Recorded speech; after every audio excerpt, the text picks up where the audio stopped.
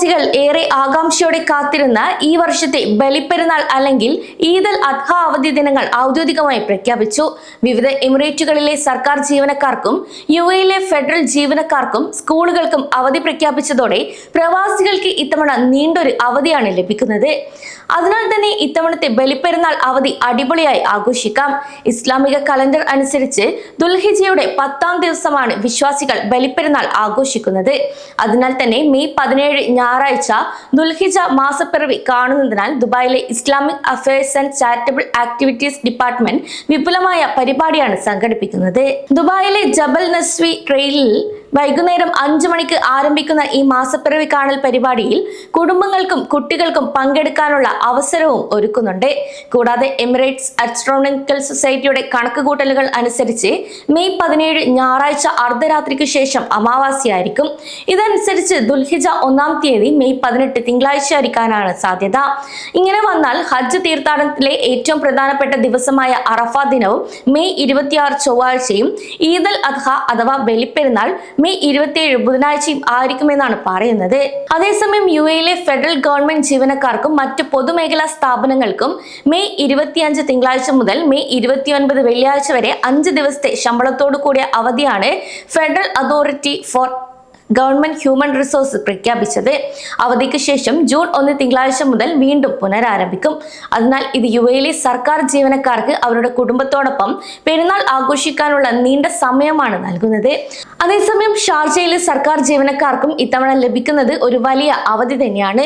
Sharjah മാനവവിഭവശേഷി വകുപ്പിന്റെ പ്രഖ്യാപനം അനുസരിച്ച് സർക്കാർ വകുപ്പുകൾക്കും അതോറിറ്റികൾക്കും മെയ് 25 തിങ്കളാഴ്ച മുതൽ മെയ് 29 വെള്ളിയാഴ്ച വരെയാണ് അവധി ലഭിക്കുക. എന്നാൽ വാരാന്ത്യ അവധി കൂടി ചേരുമ്പോൾ ഷാർജയിലെ പൊതുമേഖലാ ജീവനക്കാർക്ക് തുടർച്ചയായ 10 ദിവസത്തെ അവധിയാണ് ഇത്തവണ ലഭിക്കുന്നത്.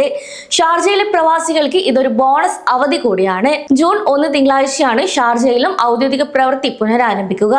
അതുപോലെ യുഎഇയിലെ വിദ്യാർത്ഥികൾക്കും അധ്യാപകർക്കും സന്തോഷ വാർത്തയുമായി വിദ്യാഭ്യാസ മന്ത്രാലയത്തിന്റെ പ്രഖ്യാപനവും എത്തിക്കഴിഞ്ഞു. ഈദ് അൽ അദ്ഹയോടനുബന്ധിച്ച് 3ാം അക്കാദമിക് ടേമിനുള്ള മധ്യവേനൽ അവധി മെയ് 25 മുതൽ മെയ് 29 വരെയായിരിക്കും. മുൻപും ശേഷമുള്ള വാരാന്ത്യങ്ങൾ കൂടി ഉൾപ്പെടുത്തിയാൽ സ്കൂൾ ജീവനക്കാർക്കും വിദ്യാർത്ഥികൾക്കും 9 ദിവസത്തെ അവധിയാണ് ഇത്തവണ ലഭിക്കുന്നത്. അധ്യയന വർഷത്തിലെ പരീക്ഷാ തീയതികളും ഫലപ്രഖ്യാപനങ്ങളും എല്ലാം ഉൾപ്പെടുത്തിയാണ് ഈ ഒരു അവധി ക്രമീകരിച്ചിരിക്കുന്നതും. കൂടാതെ ദുബായിലെയും ഷാർജയിലും സ്വകാര്യ സ്കൂളുകൾക്കും ഇതേ രീതിയിൽ തന്നെയാണ് അവധി പ്രഖ്യാപിച്ചത്. ദുബായിലെ സ്വകാര്യ വിദ്യാഭ്യാസ സ്ഥാപനങ്ങൾക്ക് KHDA മെയ് 25 മുതൽ മെയ് 29 വരെ അവധിയായിരിക്കുമെന്നും അറിയിച്ചു. ഷാർജയിലെ സ്വകാര്യ സ്കൂളുകൾക്ക് മെയ് 25 മുതൽ മെയ് 28 വരെ ആയിരിക്കും അവധി. വാരാന്ത്യ അവധികൾ ഉൾപ്പെടെ ഇത്തവണ 10 ദിവസത്തെ അവധിയാണ് വിദ്യാർത്ഥികൾക്ക് ലഭിക്കുക. ബലിപ്പെരുന്നാൾ അവധിക്കിടയിലും കഴിഞ്ഞുപോയ ഈദ് ഉൽ ഫിത്തറിനും നീണ്ട അവധിയായിരുന്നു ലഭിച്ചിരുന്നത്. ഇത്തരത്തിൽ പ്രധാനപ്പെട്ട ഇസ്ലാമിക ആഘോഷങ്ങൾക്കെല്ലാം നീണ്ട അവധി നൽകാൻ യുഎഇ അധികൃതർ ഇപ്പോഴും ശ്രമിക്കാറുണ്ട്. അതേസമയം യുഎഇയിലെ പൊതുമേഖലാ സ്ഥാപനങ്ങൾക്കും മെയ് 25 തിങ്കളാഴ്ച മുതൽ മെയ് 29 വെള്ളിയാഴ്ച വരെ 5 ദിവസത്തെ ശമ്പളത്തോടു കൂടിയ അവധി federal authority for human resource പ്രഖ്യാപിച്ചിട്ടുണ്ട്. മെയ് 23, 24 ശനി ഞായർ വാരാന്ത്യ അവധികൾ കൂടി ഇതിനൊപ്പം വരുന്നതിനാൽ തുടർച്ചയായ 7 ദിവസത്തെ അവധി വരെ ലഭിച്ചേക്കാം. ഇത് സംബന്ധിച്ച് വരും ദിവസങ്ങളിൽ വ്യക്തമായ ഒരു അറിയിപ്പും ലഭിക്കും.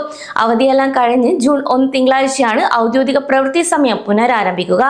അതേസമയം ബലിപ്പെരുന്നാൾ ആഘോഷങ്ങൾക്കായി യുഎഇ ഒരുങ്ങിക്കഴിഞ്ഞു. മാസപ്പിറവി കാണുന്നതനുസരിച്ച് അവധി തീയതികളിൽ ചെറിയ മാറ്റങ്ങൾ വരാമെങ്കിലും ഈ പ്രഖ്യാപനങ്ങൾ പ്രവാസികൾക്ക് വലിയൊരു ആശ്വാസമാണ് ഇപ്പോൾ നൽകുന്നത്.